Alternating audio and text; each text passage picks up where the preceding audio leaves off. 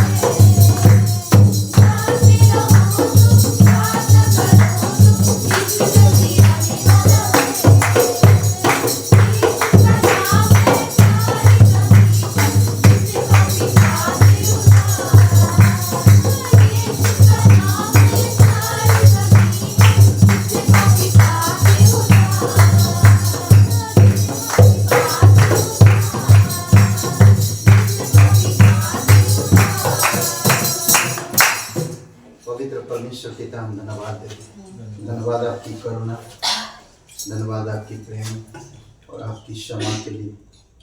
धन्यवाद आप हमें विश्वास योग्य बनने के लिए पुकारे हैं, बुलाए हैं, ताकि हम आपके अच्छे कामों को करते रहें।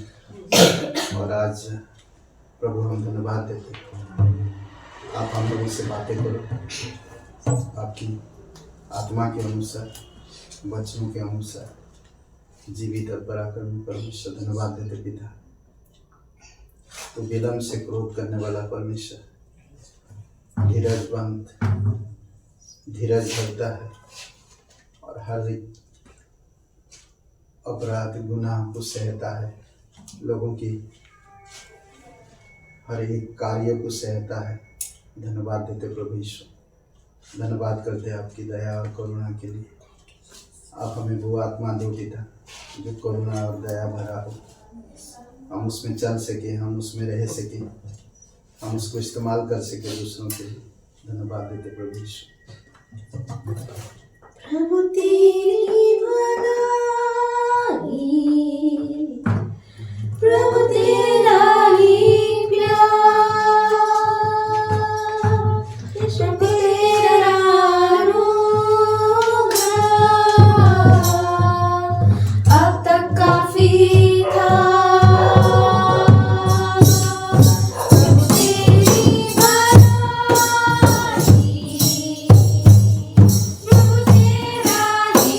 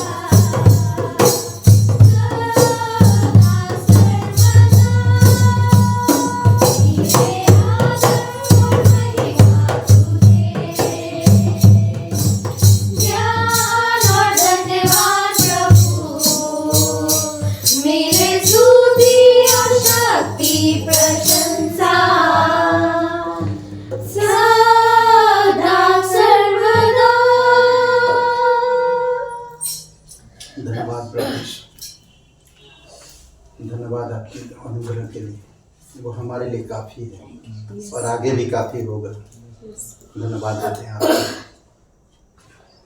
करुणा दया के लिए, आपकी स्वभाव, आपकी वचन, आपकी आत्मा के द्वारा हमें समझने की बल दीजिए और शक्ति दीजिए। धन्यवाद देते हैं। अभिषेक करो इस सभा को, तेरी दया और करुणा के अनुसार तेरी आत्मा के द्वारा बातें करो पिता। आपके विचार, आपकी सभा में हम बढ़ सके, आपकी धीरज बंध में हम बढ़ सके, आपकी क्षमाशीलता में हम बढ़ सके। प्रभु आप मदद करो। धन्यवाद देते हैं यीशु मसीह के नाम से मांगते हैं, आमीन। मैं आप सभी का स्वागत है और कोई पहली बार है नहीं, ओके, तो बस इतना ही। क्लास चल रहा है ट्यूसडे का, ओके, क्लास बहुत अच्छा है। तो जो भी लोग सुन रहे कर रहे हैं, ओके, अच्छा क्लास है और बहुत जल्दी हम लोग दूसरा भी क्लास शुरू करेंगे यहाँ पर, जो फाउंडेशन का। तो समय के अनुसार देखते हैं, अगली वीक से शायद चालू होगा फाउंडेशन का पहला क्लास, पहला भाग, बाइबल की सच्चाई की बुनियादी, बाइबल सच्चाई की बुनियादी, उसको कंप्लीट करना, मतलब शुरू से करना है। और ओके, आइए हम लोग का एक वचन पढ़ते हैं भेंट के लिए। और पहला कुरिन्थियों का 8वां अध्याय, सॉरी दूसरा कुरिन्थियों का 8वां अध्याय 12 और 13 वचन। क्यों कहता है इस वचन में कि मन की तैयारी, दान उसके अनुसार ग्रहण होता है। मन की तैयारी, अगर मन की तैयारी ना हो तो दान ग्रहण नहीं होती। अगर आपके पास है या नहीं है, जरूरी है आपकी हृदय की, दिल की तैयारी करना, आपकी मन की तैयारी, क्योंकि मन हमारा परमेश्वर देखता। कहता वचन इस प्रकार, क्योंकि यदि मन की तैयारी हो तो दान उसके अनुसार ग्रहण भी होता है जो उसके पास है, ना कि उसके अनुसार जो उसके पास नहीं। वचन 13 में, यह नहीं कि दूसरों को चैन और तुमको कलेश मिले, ऐसा नहीं है। अगर आप मन की तैयारी के साथ देते हो परमेश्वर के लिए, मन आपका क्या कहता है, दूसरों को दिखाने के लिए नहीं, पूर्ण रूप से जो यीशु मसीह वो विधवा के बारे में बात करता, तो उसकी मन की तैयारी थी और इसीलिए यीशु ने उसका तारीफ किया। तो उसी तरह से जब हम देते हैं तो हमारे पास रहे या ना रहे, तो हम परमेश्वर को ग्रहण योग्य होंगे। और जब हम परमेश्वर की ग्रहण योग्य होंगे तो परमेश्वर हमें अपनी साथ अगुवाई करेगा। आइए प्रार्थना करते हैं। पिता परमेश्वर, हम धन्यवाद देते हैं, दयालु और करुणामय परमेश्वर, सारा आदर सारा महिमा हम तुझे देते प्रभु यीशु। इस भेंट के लिए धन्यवाद देते, प्रत्येक भाई बहनों के लिए यीशु मसीह के नाम से मांगते, आमीन।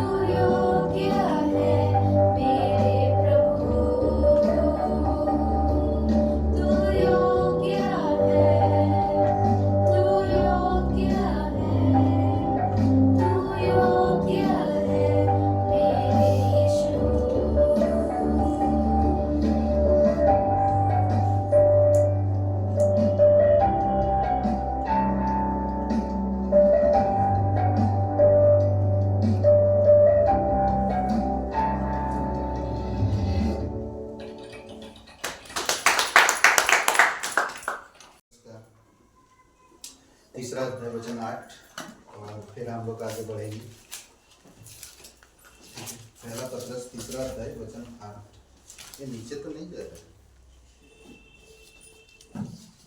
अब ओके, पवित्र महान और सर्वशक्तिमान परमेश्वर पिता, हम कुछ भी नहीं हैं, परंतु आप सब कुछ है।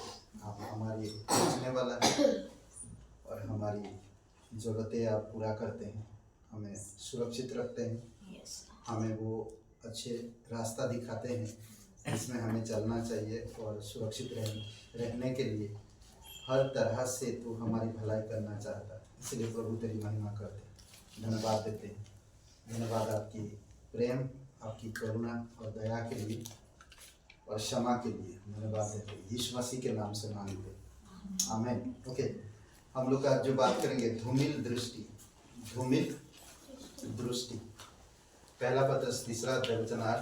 अतः सबके सब एक मन और कृपामय और भाईचारे की प्रीति रखने वाले और करुणामय और नम्र बनो। अद्भुत वचन है, नहीं? हम लोग, परमेश्वर हमें विश्वासयोग्य बनने को पुकारे गए, या दूसरी शब्दों में अगर कहें कि परमेश्वर हमें इसलिए बुलाया ताकि हम उसके साथ वफादार रहें। और वफादारी का एक चीज़ है कि वो हमें अच्छे कामों के लिए बुलाया। वो नहीं चाहता कि हम पैसा कमाई करें या बिजनेस करें या हम नाम कमाएं ना। आज संसार में बहुत सारे लोग इसी दौड़ पे दौड़ रहे हैं, नाम कमाने की। पर मसीह लोग नाम कमाने के लिए नहीं आए हैं, नहीं बुलाए गए, पर उनको इसलिए बुलाया गया। गलतियों का 6वां अध्याय वचन 9 में कहता, हमें भले काम करने में साहस ना छोड़े, क्योंकि यदि हम ढीले ना हो तो ठीक समय पर हम कटनी काटेंगे ना। भले काम के लिए परमेश्वर हमें बुलाया, और हम साहस नहीं छोड़ते, भले काम करते रहो। आज चारों तरफ कई सारी चीज़ें आ रहा दुनिया में, पर परमेश्वर करुणामय है। हमें एक मन होना चाहिए, कृपामय होना चाहिए और भाईचारे की प्रीति रखने वाले होना चाहिए, और करुणामय नम्र बनने के लिए ज़रूरत है। हमें इस सब चीज़ की ज़रूरत है। ओके, एक महिला की कहानी है जो अपनी रसोई की खिड़की से देख रही थी, और बगल वाले में जो कपड़ा सुखाए, तो कपड़ा जब सुखाया जाता तो धो के सुखाया जाता, करेक्ट, धुलवा हुआ कपड़ा। तो वो कपड़े देखकर बोल रहे कि ये औरत को शायद कपड़ा धोना नहीं आता है लोग। तो अपने पति के साथ रोज उसी बात पे बहस हो जाता। तो रोज बोलते ये कपड़ा धोना नहीं आता है, इनको तो मैं जाके सिखाना चाहिए कपड़ा धोने के लिए। इनको अब तक कपड़ा धोना नहीं आता है, कैसे कितना गंदा कपड़ा सुखाए। तो उसका पति बोलता है, फिर ऐसा बहस होता, और दूसरे दिन देखा कि कपड़ा साफ दिख रहा है और एकदम चमक है। तो बोलता आज सीख गए लगता है, इनको अक्ल आ गया लगता है, अब सीख गए कपड़ा धोने का। तो उसका पति चाय पीते पीते कह रहा, तुम्हारी जो खिड़की का कांच है पीछे से मैंने कल साफ कर दिया।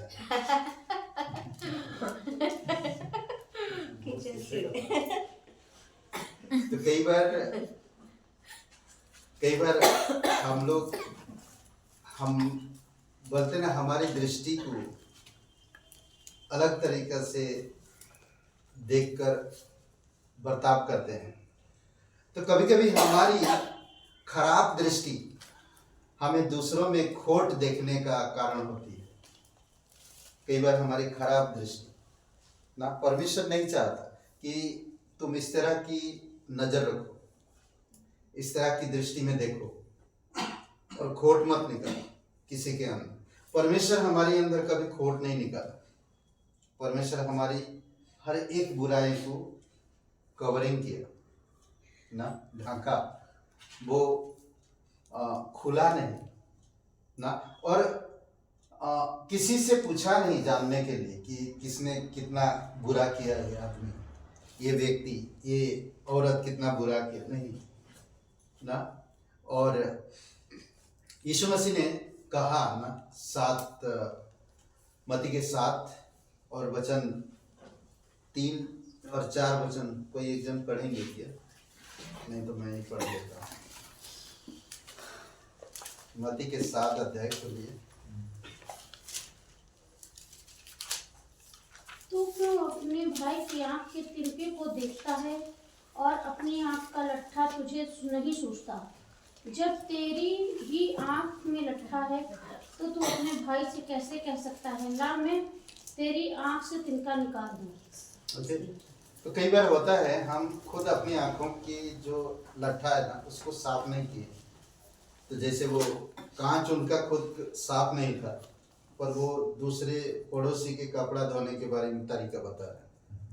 तो कई बार होता है हम अपनी आंखें ठीक करें तो उसके बाद हम दूसरे भाई के हम लट्ठा के बारे में बात करें, आंख के बारे में बात करें। तो कई बार हम लोग ये चीज़ों को नहीं समझ। परमेश्वर करुणामय है, परमेश्वर प्रेमी है और परमेश्वर विनम्र है ना, नम्र है। तो परमेश्वर चाहता है कि हम भी करुणामय बने। कई बार नहीं, मुश्किल होता है, कृपालु बने, भाईचारे की प्रीति रखने वाले बने, चाहता परमेश्वर। और कुरिन्थियों का 10 और वचन 12 में इसीलिए कई बार होता है, इसीलिए इसमें कहता है कि इसीलिए जो समझता है मैं स्थिर हूँ वह चौकस रहे, कहीं गिर ना पड़े। कई बार होता है हम लोग कि मैं जो वो सही हूँ, कई बार नहीं। हमें इस तरह की विचार नहीं रखना चाहिए। परमेश्वर सही है, हम स्वाभाविक तौर पे हम गलत हैं हमेशा, और हम गलत रहेंगे। कई बार हो सकता है मैं दूसरों की गलतियों को निकालते निकालते मैं खुद गलती में डूबे जा रहा हूँ। कई बार हम लोग ये नहीं समझ पाते और वो चीजें हमारी समझ में नहीं आएगी। जैसे अगर राजा दाऊद के बारे में अगर हम सोचते हैं तो राजा दाऊद गलती किया, गलती करने के बाद वो अपने आप को नहीं बोल रहा मैं कोई गलती किया, पर जब उसको परमेश्वर ने दिखाया तब उसने कहा कि नहीं, मैं भी गलती किया। तो कई बार हम दूसरों की गलती को सुधारते हम खुद गलती करने लगते हैं, समझ रहे हैं? तो इसीलिए वो कह रहा, इसीलिए जो समझता है कि मैं स्थिर हूं वह चौकस रहे, कहीं गिर ना पड़े। पौलुस ने लिखा है हमारी जरूरतों से ज्यादा दूसरों की जरूरतों के बारे में सोचना चाहिए। हमारी जरूरतों से ज्यादा दूसरों की जरूरतों के बारे में सोचना चाहिए। ये परमेश्वर की लोगों की स्वभाव है, जो यीशु मसीह में बुलाए गए, जो लोग परमेश्वर से प्यार करते हैं, उसकी करुणा के हकदार है। उसकी करुणा में लोग बढ़ते हैं, उसकी कृपा में बढ़ते हैं और नम्रता में बढ़ते हैं, एकता में बढ़ते हैं। मत्ती के 6 और वचन 22-23 में पहले 23 वचन पढ़ते हैं हम लोग। 23 वचन में मैं आप पढ़ने की जरूरत नहीं, आप बाद में पढ़ सकते हैं। मैं बताना चाहता, यदि तुम्हारी दृष्टि साफ नहीं है ना, अगर तुम्हारी दृष्टि साफ नहीं है तो तुम्हारी सारी देह अंधकारमय हो जाएगी। तो ये समझने वाली बात है। परमेश्वर ज्योतिमय है, परमेश्वर हमें अंधकार से छुड़ाया, और मेरी एक गलती के कारण मैं क्यों अपनी जिंदगी को अंधकारमय बना, गलतियों के कारण। तो इसीलिए मेरे आंख को मुझे साफ करना, मैं क्या देख रहा हूँ, क्या समझ रहा हूँ, मेरे माइंड कैसा है, मैं किस तरह से बोल रहा हूँ, ये सारी चीजें मायना रखता है एक विश्वासी के जीवन में। और वचन 22 में कहता तुम्हारी दृष्टि साफ होनी चाहिए ताकि तुम्हारी सारी देह प्रकाशमय हो। वचन 22 में तुम्हारी दृष्टि पूरी तरह से साफ हो। और लूका का 11:34 में कहता यदि तुम्हारी दृष्टि धूमिल है तो तुम्हारी सारी देह काला है, अंधकारमय, काला। समझ रहे? तो इसीलिए बहुत जरूरी कि हमें ध्यान देना। परमेश्वर चाहता कि उसके बच्चे करुणामय हो, कृपामय हो, भाईचारे से प्रीति रखने वाले हो और नम्र बनो। परमेश्वर चाहता, वो प्रेम चाहता ना, प्रेम में बढ़े हम।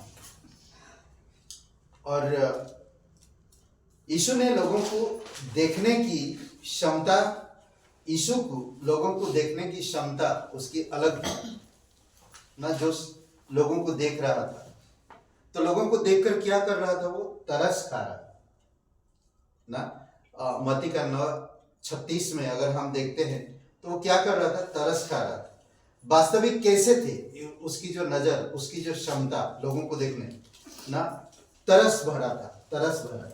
हमें कभी भी लोगों को देखकर नहीं आंकना नहीं चाहिए कि उनके घर पे क्या है, वो क्या जॉब करते, वो कितना कमा लेते, उनका लाइफस्टाइल कैसा है, वो किस तरह से रहते हैं, उनके पास क्या है। बहुत सारी चीजें ये हमें अलग दिशा में ले जाते पूरी तरह से। ये परमेश्वर की नजर से हटा देता, परमेश्वर की नजर नहीं रख पाएंगे आप पे। तो यीशु मसीह जब देख रहा तो क्या देख रहा, उसके स्पष्ट आत्मिक दृष्टिकोण को अपनी ओर तरस लाया, तरस भरा था ना, आत्मिक दृष्टिकोण था। हम भी अगर परमेश्वर में जन्म लिए हैं तो हमें भी आत्मिक दृष्टि रखने की जरूरत है, तभी हम जीवन को सही तरह से ढाल पाएंगे। उसकी करुणा में, उसकी दया में, उसकी प्रेम में हम बढ़ पाएंगे। आज हम लोग के पास क्षमता नहीं होता किसी को क्षमा करे, क्यों? काबिलियत नहीं है, हम क्षमा नहीं कर पाते क्योंकि हम उस तरह से नहीं देखते, उस तरह से नहीं सोचते, करेक्ट। तो इसी वजह से हमें हमारे इर्द गिर्द की चारों तरफ हमारे संसार को मसीह के आंखों में देखने की जरूरत है। हम जो चारों तरफ देख रहे हैं ना, हमारे इर्द गिर्द में हम जहाँ रह रहे हैं, हम जो कर रहे हैं, चारों तरफ हमें यीशु की नजरिया से देखने की जरूरत है। जैसे हम हमारे हृदय की खिड़की को धोते हैं, वचन पढ़ना, परमेश्वर की इच्छा अनुसार करना, हृदय की खिड़की को धो तभी साफ दिखाई देगा। अगर हृदय गंदा है तो नजर जो आएगा गंदा ही आएगा। खिड़की साफ हुआ तो क्लियर दिखाई दिया, कपड़ा भी साफ है। जब तक खिड़की गंदा था तो कपड़ा गंदा दिख रहा, पति पत्नी आपस में लड़ रहे, मैं उनको जाके सिखाऊं, तुम्हें क्या जरूरत उनको जाके सिखाने की, तो खुद नहीं देख पा रहा, मेरा खिड़की खराब है, धुंधला इसलिए दिखाई दे रहा, इसलिए उनकी कपड़े गंदे दिखाई दे रहे, समझ रहे हैं। इसलिए जैसे हमारे हृदय की खिड़की को धोने की जरूरत है, हम दूसरों की जरूरतों को और स्पष्ट रूप से ये पाएंगे और उन पर तरस भी खाएंगे या तरस दिखाएंगे। एक कहानी यीशु मसीह बताए मत्ती के 18 अध्याय में। तो आई थिंक वचन 23 से लेकर 35 में एक राजा है और वो अपने दासों से लेखा लेता है। किसी को 10,000 कर्ज दिया और उसको चुकाने के लिए, जब उसको हिसाब लेने के लिए आया तो वो चुकाने के योग्य नहीं है। वो राजा ने बोला कि उसके खेत खलियान, बच्चे, बीवी सब बेचने के बाद भी ये चुका नहीं पाएगा, तो उसको तरस खा के उससे माफ कर दे। अब जब राजा ने माफ कर दिया मुझे सारे कर्ज मेरा, तो मेरा राजा के जैसा दिल होना चाहिए ना। वो इतना बड़ा मुझ पर उपकार किया, मैं चुकाने के योग्य नहीं था, मैं चुका नहीं सकता था, पर उसने मुझे माफ कर दिया। तो उसने क्या किया, उसके नीचे एक दास जो था उसका गला पकड़ा, उसको बंदी बना के रखा, उसे कम लिया था और उसे खाना पानी सब बंद कर दिया। बहुत इंटरेस्टिंग कहानी। जिस तरह राजा ने माफ किया उसी तरह उसने भी जाकर उसको माफ करना चाहिए, पर उसने वैसा नहीं किया। कई बार हम विश्वासी हैं, परमेश्वर के वचन पे हमें छोटे छोटे चीजों को करना चाहिए, हम लोग नहीं करते। तो क्या हुआ, तो राजा को जाकर किसी ने बोला, और हमारी गवाही देने वाला ये हमारी जुबान है राजा के सामने, परमेश्वर के सामने, ये वचन है, पवित्र आत्मा है, स्वर्गदूत है जो हमारी गवाही देगी। आज अगर मैं करुणा नहीं दिखा रहा किसी भाई बहन के लिए, आज अगर मैं भाईचारा की प्रीति नहीं रख रहा हूं, या कृपामय नहीं हो पा रहा हूं, या नम्र नहीं बन पा रहा हूं, तो कल परमेश्वर के सामने मेरी गवाही ऐसी होगी कि ये नम्र उस जगह पे होना चाहिए था, पर वहां पर उसने आत्मिक नहीं अपनी ताकत लगाया, तो वो शर्मिंदगी वहां पर होगी। वो नहीं होना चाहिए। इसीलिए कहता, जो तुम यहां पर बांधोगे वो स्वर्ग में बांधेगा, जो तुम यहां पर खोलोगे वो स्वर्ग में खुलेगा। तो इसीलिए परमेश्वर अगर आज हमें करुणा दिखा रहा, तो हम भी एक दूसरे को करुणा दिखाएं। अगर परमेश्वर हम पर आज निस्वार्थ प्रेम दिखा रहा, तो हम भी भाईचारे की निस्वार्थ प्रेम दिखाएं। आज अगर परमेश्वर हमें सुरक्षित रख रहा है और हमें नम्र बना रहा है, हमारे प्रति वफादार है वो, तो हम दूसरों के प्रति वफादार क्यों नहीं बन सकते? हम बन सकते हैं। जिस तरह वो राजा ने कर्जदार से वफादार रहा, उस पर तरस खाया और उसे माफ कर दिया। पढ़ते हो थोड़ा सा, मुझे वचन 33 अच्छा लगता है, 33 मत्ती का 18 अध्याय और वचन पढ़ते हैं। ओके, बहुत अच्छा कहानी है। राजा 23 वचन से, इसीलिए स्वर्ग का राज्य उस राजा के समान है जिसने अपने दासों से लेखा लेना चाहा। जब वह लेखा लेने लगा तो एक जन उसके सामने लाया गया जो 10,000 तोड़े का कर्जदार था, जबकि चुकाने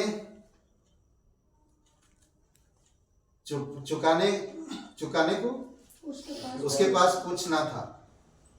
तो उसके स्वामी ने कहा, यह और उसके पत्नी और बाल बच्चे और जो कुछ इसका है सब बेचा जाए और कर चुका दिया जाए। इस पर उसने तरस खाया। ये जब कहा ना, तो वो विनती करने लगा, रोने लगा और पैर पड़ने लगा, घुटने पे आ गया, सब कुछ किया। तो राजा ने उसे तरस खाया। कई बार हम लोग भी जब तकलीफ होता है, इंसान तो परेशानी होता है, तो पहले सबसे पहले यही है, रोना धोना, अरे कुछ करिए, अरे पास्टर बाबा कुछ करिए नहीं तो ये चालू हो जाता है। ये भी वही कर रहा ताकि माफी मिल सके। तो सच में राजा ने उसकी ऊपर तरस खाया और माफ कर दिया। ओके, वचन पढ़िए, 28 वचन से आगे पढ़िए।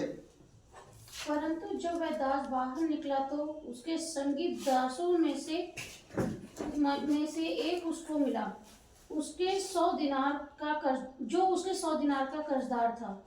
उसने उसे पकड़कर उसका गला घोटा और कहा, जो कुछ तुझ पर कर्ज है भर दे। इस पर उसका संगी दास गिरकर उससे विनती करने लगा, धीरज धर, मैं सब भर दूंगा। उसने ना माना, परंतु जा उससे बंदी गृह में डाल दिया कि जब तक कर्ज भर न दे तब तक वही रहे। उसके संगी दास यह जो सब उसके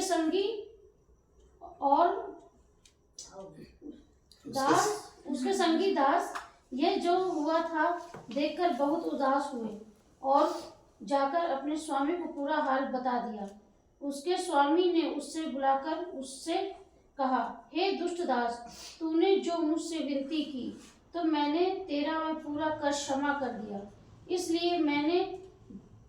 इसलिए जैसे मैंने तुझ पर दया की, वैसे ही क्या तुझे भी अपने संगी दास पर दया करना नहीं चाहिए था? बस क्या बोल रहा है, मैंने तुझे अगर माफ किया तो तू भी जाके माफ करना।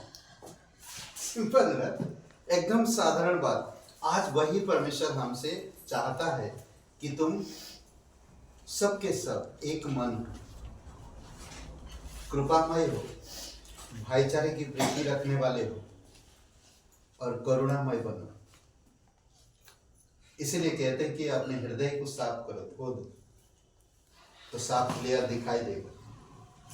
हम दूसरों की जरूरतों को और स्पष्ट रूप से देख पाएंगे जब हम हृदय को साफ करेंगे। और एक बात है, इफिसियों का 4:2 में कहता है हमें एक दूसरे की सहना चाहिए। कई बार हम सहनशीलता खो देते हैं, हम सहन नहीं कर पाते। खास करके ये आपकी घर से ही शुरुआत होती है, आपके व्यक्तिगत जीवन से ही शुरुआत होती है।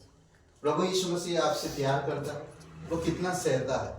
कई बार हम क्रोध करते हैं, कई बार हम गलत शब्द बोल देते, कई बार हम वचन नहीं पढ़ते, कई बार हम संगति नहीं करते, कई बार हम परमेश्वर की बातों को, यीशु मसीह की बातों को इनकार करते हैं, कई बार हम क्रूस नहीं उठाते। तो ये सारी चीजें परमेश्वर हमें कहता है, वो सहता है ये सारी चीजें ना। आज हम हमारी बच्चों की या हमारे आसपास के लोगों की हम बर्दाश्त नहीं कर पाते कुछ भी बात। या तो हम क्रोध होते हैं या तो हम अपशब्द बोलने लगते हैं। तो ये परमेश्वर नहीं चाहता कि हम ऐसा करें।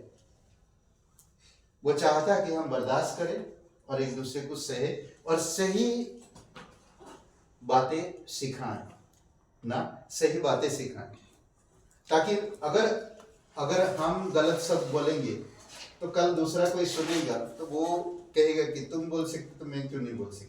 आज यही हो रहा, इसी वजह से लोग बढ़ नहीं पा रहे। इफिसियों का इसमें इसीलिए कह रहा 4 अध्याय का 4 और वचन 2 में, 4 अध्याय 2 वचन में, हमें एक दूसरे की सहलो, हम एक दूसरे की सहले, सारी दीनता और नम्रता सहित और धीरज धर के। अब कैसे सहेंगे? सवाल ये आता है, हम सहेंगे कैसे? सहन इसलिए नहीं कर पाते क्योंकि हम परमेश्वर की स्वभाव को अपने हृदय में नहीं डालते। जैसे सारी दीनता, हम दीनता को नहीं देखते परमेश्वर की, और नम्रता सहित और धीरज धरकर प्रेम से। ये सब चीजें जब हमारे अंदर आएगा तभी हम सहन कर पाएंगे। आज हम बर्दाश्त के बाहर है कुछ चीजों को। ओके, 4 अध्याय 41 वचन और 41, इफिसियों का 4 अध्याय 41 से मिला 41 है, 31 हो गए। हाँ सॉरी 31 और 32 और 5 का 1 और 2 वचन पढ़िए। सब प्रकार की कड़वाहट और प्रकोप और क्रोध और कलह और निंदा सब वैरभाव समेत तुम से दूर की जाए। एक दूसरे पर कृपालु और करुणामय हो, और जैसे परमेश्वर ने मसीह में तुम्हारे अपराध क्षमा किए वैसे ही तुम भी एक दूसरे को के अपराध क्षमा करो। इसलिए प्रिय बालकों के समान परमेश्वर का अनुकरण करो और प्रेम में चलो, जैसे मसीह ने भी तुमसे प्रेम किया और हमारे लिए अपने आप को सुखदायक सुगंध के लिए परमेश्वर के आगे भेंट करके बलिदान कर दिया। ओके, वो नहीं चाहता कि हम बलिदान करें, कुछ चीजों को हम त्याग कर सकें। अगर मेरे बच्चे नहीं सही सुधर रहे तो मुझे बर्दाश्त करना है, मुझे बर्दाश्त करने के लिए बल दो परमेश्वर, और परमेश्वर से कहो कि परमेश्वर मुझे मेरे क्रोध को दूर करो। आपकी व्यक्तिगत संबंध परमेश्वर के साथ, लोगों के साथ मत कहो। जब आप सार्वजनिक प्रार्थना में बैठे हो तब मत कहो कुछ चीजें, आप व्यक्तिगत परमेश्वर से कहो कि परमेश्वर इस एरिया में मैं कमजोर हूँ, इस एरिया में मुझे दूर करो, ये सारी चीजें। और दूसरी बात कहता कि हमें 32 वचन में कहता एक दूसरे कृपालु, ये सारी चीजें मेरे अंदर डालो ताकि मैं दूसरों को कृपा दे सकूं, प्रेम कर सकूं। और प्रेम आपका प्रेम, आत्मिक प्रेम, आत्मिक दृष्टि दो। और एक वचन पढ़िए 1 कुरिन्थियों का 1:10।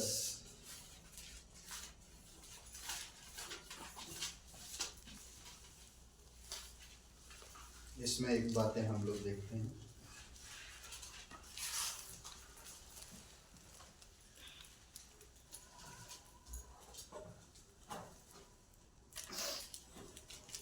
हे भाइयों, मैं तुमसे हमारे प्रभु यीशु मसीह के नाम से विनती करता हूँ कि तुम सब एक ही बात कहो और तुम में फूट न हो, परंतु एक ही मन और एक ही मत होकर मिले रहो। अद्भुत बात कहता। अगर देखिए, जिस परिवार में अगर फूट है तो परिवार टूटेगा और बिखरेगा ना। एकता नहीं है, प्रेम नहीं है, करुणा कृपा नहीं दिख रहा उस परिवार में, तो वो क्या होगा? परिवार टूटेगा।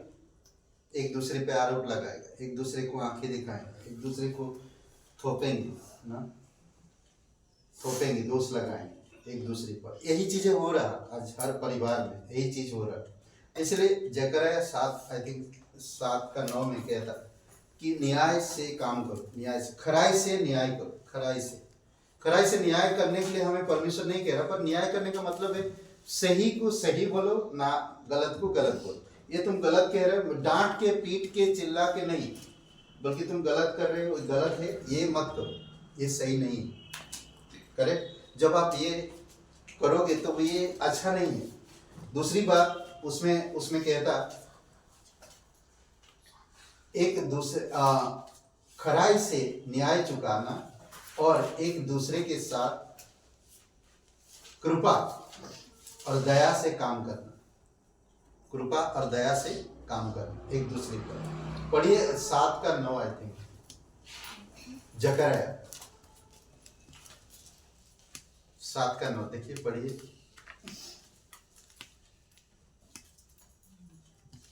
सेनाओं के यहोवा ने यो कहा है, सच्चा न्याय करो तथा प्रत्येक अपने भाई से दया और करुणा के साथ व्यवहार करे। ओके, तो यही चीज कह रहा है, सच्चाई से न्याय करो। न्याय करने का मतलब हमें परमेश्वर न्याय करने के लिए नहीं कह रहा, बट हम न्याय से काम करना। अगर मैं सच्चाई पे चल रहा हूं तो मुझे न्याय से काम करना। अगर कोई गलत कर रहा तो मुझे परमेश्वर है उसका ना हिसाब रखने का, परमेश्वर जानता है, परमेश्वर उससे प्यार करता है। देखें सीमन के घर पे जब यीशु मसीह था, सीमन चुंगी लेने वाले के घर पे जब यीशु मसीह था, जब यीशु मसीह उस स्त्री के साथ बातें कर रहा था, चेले लोग बोले स्त्री से क्या बातें कर रहा है, क्यों ये सोचना, मुझे नहीं सोचना, प्रभु जो बातें कर रहा था वो बातें कर, मुझे उससे क्या देना है। जब चुंगी लेने वाले के घर पे था, सीमन चुंगी लेने वाले के घर पे, तो वो चुंगी लेने वाला बोलता है अगर प्रभु को पता होता या भविष्यवक्ता होता तो ये औरत कैसा है मालूम पड़ता। वो अपने मन में क्या डाला, वही चीजें डाला।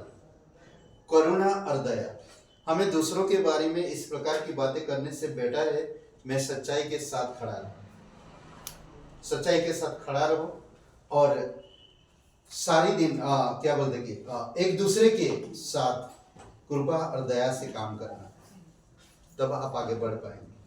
धूमिल दृष्टि यानी कि धुंधलापन, क्या बोलते दो तीन चीजें हैं इसमें, 3 चीजें हैं।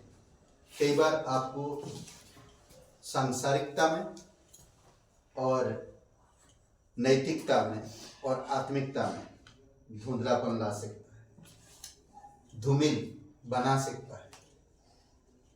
समझ रहे? कई बार आप संसार में रहेगा आत्मिक चीजों को धूमिल दिखाई देता है।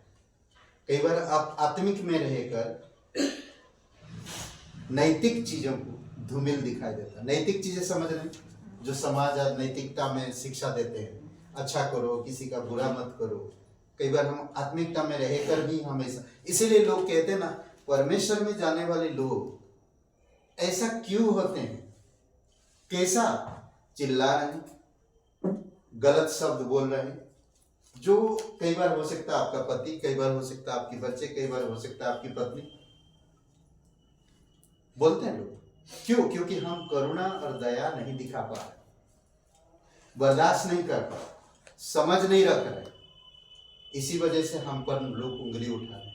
परमेश्वर की वचन सुनने के लिए जाते हैं, समय देते हैं, कलीसिया जाते हैं, पर उनके पास प्रेम बल की कोई चीज है नहीं। कितना बुरा लगता है, कितना खराब लगता है। करेक्ट। तो ये चीजें हमें समझने की जरूरत है। परमेश्वर चाहता है कि हम सबके सब एक मन, कृपामय, भाईचारे की प्रीति रखने वाले और करुणामय और नम्र हो। कई बार बर्दाश्त से बाहर होता है, हम लोग नहीं कर पाते क्योंकि हम इंसान हैं, पर परमेश्वर को शक्ति दे रहा है करने के लिए। आज बहुत सारे लोगों के जीवन को हमने देखा, आपके जीवन से दूसरों को प्रेरणा मिलेगा, आपके जीवन से दूसरे लोग सोचने लगेंगे और वो परमेश्वर पर विश्वास करने पर मजबूर होंगे। तो इसलिए जरूरी है कि हमको समझना। आमीन। आइए प्रार्थना करते हैं। और एक वचन मुझे याद आ रहा, आई थिंक यार पहला कोरिन्थियों 12:26 अंग के ऊपर बात कर रहा है इसमें ना। अंग, अगर एक अंग शरीर की ना, जो वरदान के ऊपर, पवित्र आत्मा की वरदान के ऊपर बातें करते हैं। देखिए जरा पढ़िए पहला कोरिन्थियों 12:26। और यदि एक अंग दुख पाता है तो उसके साथ सब अंग दुख पाते हैं, और यदि एक अंग सम्मानित होता है तो सब अंग उसके साथ आनंदित होते हैं, है ना। एक अंग अगर दुख पाता तो सारे लोग दुख पाते, करेक्ट। अगर एक अंग सम्मानित होता तो सारे लोगों को सम्मान होना। आमीन। आइए प्रार्थना करें। पिता परमेश्वर, प्रभु यीशु, हम धन्यवाद देते, तेरी स्तुति महिमा करते। पिता आप हमें उन जगहों में बल दो जिन जगहों में हम अपने आप को रखते हैं, हम आपको रख सके, हम आपकी दृष्टि में देख सके, हमें आपकी करुणा, आपकी नम्रता, आपकी प्रेम और आपकी कृपा में हम बढ़ सके और नम्रता में बढ़ सके। प्रभु आप सहायता करो, आप मदद करो, आपकी इच्छा अनुसार अगुवाई करो। यीशु मसीह चाहते थे, अगर चाहते होते कि पिता ये कष्ट से मुझे हटा लो, ये कष्ट मुझे नहीं सहना, ये कष्ट मुझे बहुत तकलीफ दे रहा, ये बदनामी मुझे बर्दाश्त नहीं हो रहा, मैं कुछ कर डालूंगा, ऐसा नहीं कहा, बल्कि वो बर्दाश्त किया और आपकी इच्छा पर निर्भर रहा। प्रभु यीशु आप अगुवाई करो, समझ और ज्ञान दो, तेरी दया और कृपा के अनुसार। धन्यवाद देते, राजाओं का राजा तू, प्रभुओं का प्रभु, सर्वशक्तिमान परमेश्वर, जीवित और पराक्रमी परमेश्वर। धन्यवाद देते। कोई भाई बहन आप नहीं जानते, मीडिया में अगर सुन रहे हैं, यूट्यूब चैनल में, तो मैं आपको बता दूं, परमेश्वर आपसे बहुत प्यार करता है। हमारे कितने भी बड़ा पाप क्यों ना, वो हमें माफ़ करना चाहता है, वो हम पर तरस खाता है, वो हमें नया बनाना चाहता है, हमारी पापों को क्षमा करना चाहता है। अगर हम अपने पापों को मान ले तो हम लोग पापी इंसान हैं, हम कहीं ना कहीं एक झूठ बोले हैं, कहीं ना कहीं हम पाप करते हैं, कहीं ना कहीं हम परमेश्वर के विरोध में खड़े होते हैं।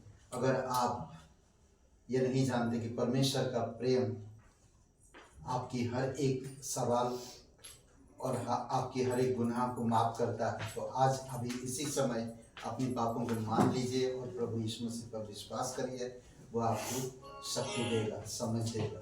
अगर आप विश्वास करना चाहते हैं तो मेरे साथ प्रार्थना करिए, कहिए, हे यीशु, मैं जानता हूँ मैं एक पापी इंसान हूँ, मैं खुद को नहीं बचा सकता, मैं धन्यवाद करता तो मेरे पापों के लिए क्रूस पर बलिदान हो, कब्र में गए और तीसरे दिन मरे हुए से जी उठा। मैं इस बात पर यकीन करता, तू जीवित परमेश्वर है,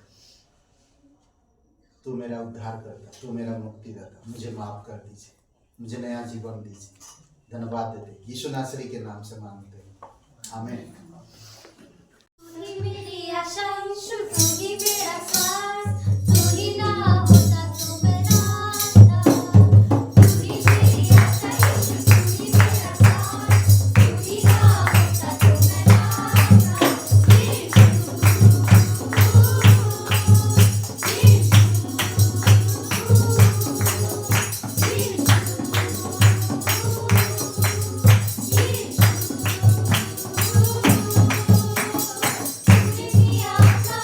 जीवन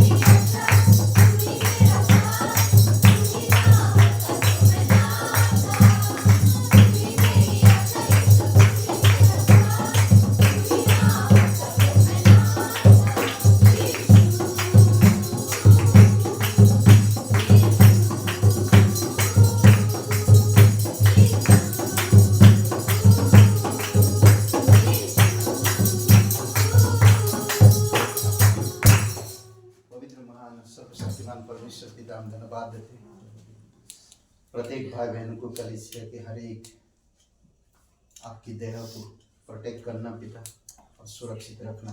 तेरा वचन कहता अगर एक इंसान को तकलीफ होता है तो हर किसी को तकलीफ होता है। पिता हम प्रार्थना करते जयप्रकाश जी को आप स्पर्श करो, उनकी कमर में जो भी दर्द है यीशु तेरे नाम से दूर होने पाए और पूर्ण रूप से चंगाई करो। लक्ष्मी जी के लिए भी प्रार्थना करते हैं पिता आप उन्हें भी बल और शक्ति दो। रचना जी प्रभु यीशु हम प्रार्थना करते हैं आपकी अनुग्रह आपकी दया दीजिए उन्हें। धन्यवाद देते प्रत्येक भाई बहनों को आप अभिषेक करो।